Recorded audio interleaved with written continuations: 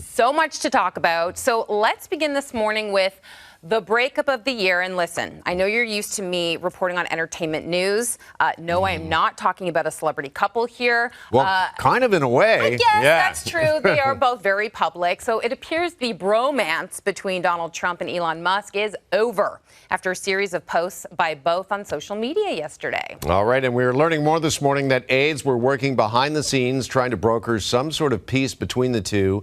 But those conversations came to an end when Musk posted this to X. Time to drop the really big bomb. Donald Trump is in the Epstein files. That is the real reason that they've not been made public. Have a nice day, DJT. And that post is now being called a tipping point. Global's Regge Cecchini is in Washington for us this morning. Joins us now with the very latest on this. Reggie, good morning to you. And what is the latest? What is the White House saying about this very public breakup and Musk's accusations? Yeah, Jeff, Morgan, good morning. Worth pointing out that Elon Musk was known as the first buddy in the White House, but this is a relationship that is soured, and it's really not clear things are going to get any better. Just this morning, speaking on the phone with ABC News, Donald Trump said that he was not particularly interested in rekindling this kind of relationship and talking to Elon Musk. He also said that Elon Musk had, quote, lost his mind. Inside the White House, those closest to Donald Trump are saying that the incident yesterday was, quote, an unfortunate episode, but this had really been boiling up over kind of the last week where Elon Musk was becoming incredibly critical of Donald Trump's tax and spending bill that he believes is going to throw the country into a recession simply because it spends too much money. There's also some concern in there because it's set to pull back on EV mandates that could put a pretty significant dent into Elon Musk's personal companies here. Look, everything that exploded on social media yesterday resulted in salacious accusations and name-calling and back and forth. Elon Musk tried to walk it back yesterday. It's not clear, though, if that is ultimately going to have any kind of bearing on Donald Trump. Okay, well, because of this very public feud, reportedly Elon Musk has lost $34 billion. Trump has threatened to cancel all government contracts involving him. So what are people saying when it comes to Elon Musk? What's next for him?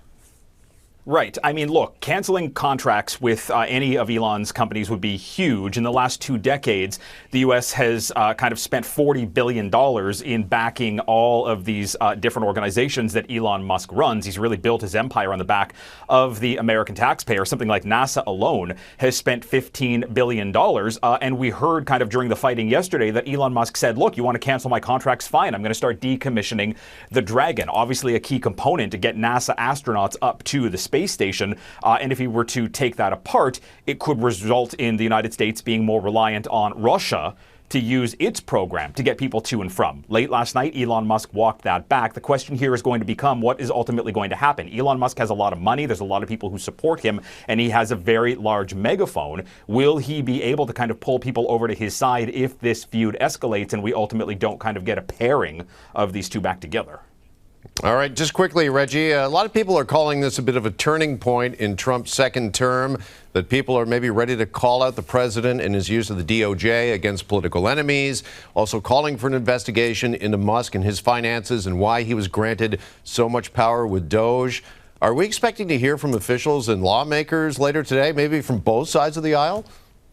Probably not, and that's because Congress doesn't typically sit on Fridays. We may get the odd comment here and there, but nobody's actually planning to come out and talk about this. They're kind of leaving it inside the White House. Look, on the criticisms here that Donald Trump is using the Department of Justice to go after his political enemies, that's exactly what he said that Joe Biden was doing during the last administration, and he hasn't really kind of shied away from doing just that. And it's also worth pointing out that earlier this year, the DOJ actually dropped several investigations into Elon Musk's companies. We don't know kind of where the break is ultimately going to result here when it comes to the party and Musk, but it's worth also kind of keeping an eye on the future here. Elon Musk needs Republicans right now, but in the future, Republicans are going to need Elon Musk and tech. And if he decides to walk away, start a new party, kind of throw more fuel onto a fire, this could become problematic for Republicans a year and a bit out from an election where every vote is going to matter because control is going to be on the line. All right. Much more to come on this, without a doubt. Reggie, appreciate this update this morning. Thank you.